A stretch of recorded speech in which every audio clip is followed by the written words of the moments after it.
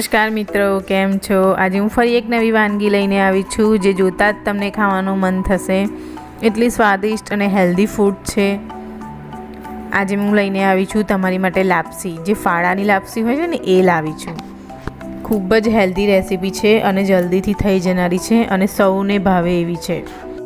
તમને કંઈક મીઠું ખાવાનું મન થતું હોય તો આ રેસીપી જરૂરથી તમે ટ્રાય કરજો. ખૂબ જ સરળતાથી બની જાય છે અને એટલી સ્વાદિષ્ટ બને છે જે જોતાં જ તમને ખાવાનું મન થઈ જાય છે. ચાલો તો આપણે સ્ટાર્ટ કરી લઈએ રેસીપી.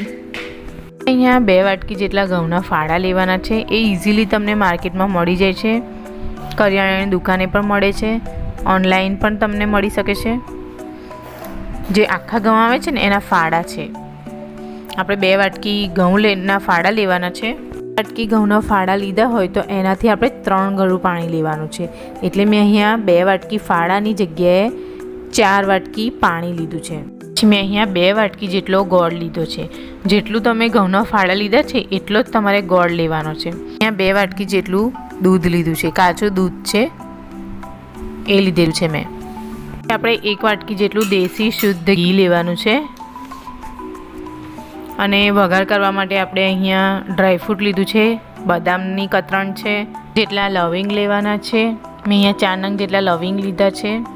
પછી આપણે અહીંયા કાજુ લેવાના છે. મેં અહીંયા કાજુ 10 નંગ જેટલા લીધા છે, એની કતરણ છે. અહીંયા મેં દ્રાક્ષ લીધી છે, સૂકી દ્રાક્ષ છે. અહીંયા દાલચીની 2 નંગ લીધી છે મેં ટુકડા. પછી 10 થી 15 નંગ જેટલા મેં અહીંયા બદામની કતરણ લીધેલી છે. મેં એક જાયફળ લીધેલું છે. જાયફળનો પાવડર આપણે યુઝ કરવાનો છે, જે સુગંધ ખૂબ જ સરસ આવે છે એની. ત્યાર પછી મેં અહીંયા ઇલાયચીને છોલીને જેના બી આવે છે એ એડ કરવાના છે. આપણે જેટલી આખી ઇલાયચી પણ લેવાની છે. આપણે એક નોનસ્ટિક કુકર મેં અહીંયા લીધેલું છે. નોનસ્ટિક કુકરમાં આપણે 1 વાટકી જેટલું ઘી એડ કરવાનું છે. ઘી થોડું ગરમ થઈ જાય ત્યાર પછી આપણે એની અંદર એડ કરવાની છે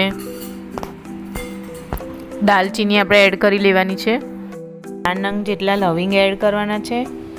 લવિંગ બરાબર શેકાઈ જાય ત્યાર પછી આપણે અહીંયા 2 વાટકી જેટલા ફાડા લેવાના છે, ઘઉંના ફાડા 2 વાટકી આપણે એડ કરવાના છે અને એને બરાબર શેકવાના છે.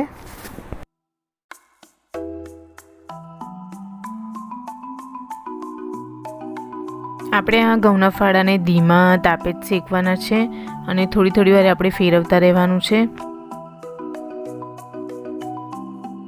જે આપણે 4 વાટકી પાણીનું માપ કાઢ્યું હતું એ એક તપેલીમાં આપણે લઈ લેવાનું છે અને એ ગરમ કરવા માટે રાખી દેવાનું છે. ત્યાં સુધી આપણા જે ઘઉંના ફાડા છે એ સરસ શેકીને રેડી થઈ ચૂક્યા છે. આ રીતે થોડાક તમને લાલાશ પડતા દેખાય એટલે સમજી લો કે તમારા ઘઉંના ફાડા શેકાઈ ગયા છે. ત્યાં સુધી આપણું પાણી પણ સરસ ઉકળીને રેડી થઈ ચૂક્યું છે. ત્યાર પછી આપણે જે ઘઉંના ફાડા છે એની અંદર 2 ચમચી જેટલું આપણે ખસ એડ કરવાની છે.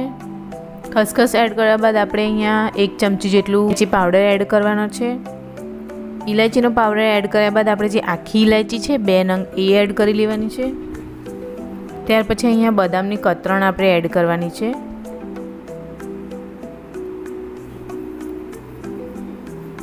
ત્યાર પછી અહીંયા કાજુ મેં લીધા છે 10 નંગ જેટલા, એ આપણે કટ કરીને એડ કરવાના છે.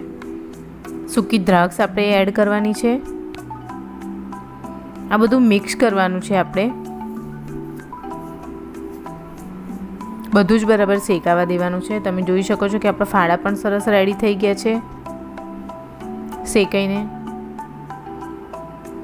ત્યાર પછી અહીંયા જે મેં 2 વાટકી જેટલું દૂધ લીધું છે એ દૂધ આપણે એડ કરી લેવાનું છે.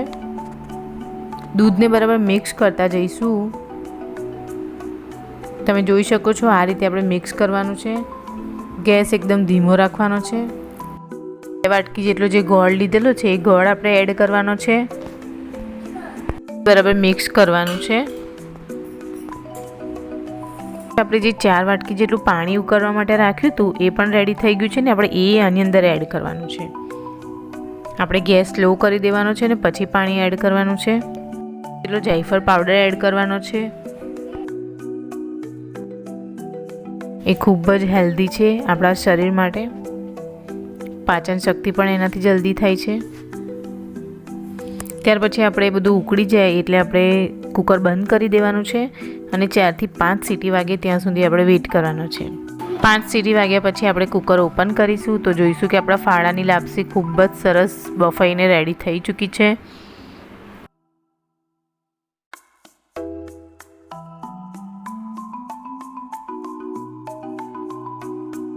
ફાડાની લાપસીને સર્વિંગ પ્લેટમાં કાઢી લઈશું. મેં આની ઉપર સજાવવા માટે બદામની કતરણ, કાજુની કતરણ, આખી દ્રાક્ષ એડ કરી છે. ખૂબ જ ટેસ્ટી એવી લાપસી બની છે. તમે જરૂરથી ટ્રાય કરજો અને હેલ્ધી ફૂડ પણ છે. જો તમારા બાળકો ઘરમાં કોઈ ના ખાતું હોય ફાડા તો આ રીતે તમે અલગ અલગ વાનગી ફાડાની રેસીપી બનાવીને એમને ખવડાવો, જે ખૂબ જ હેલ્ધી છે તમારા શરીર માટે.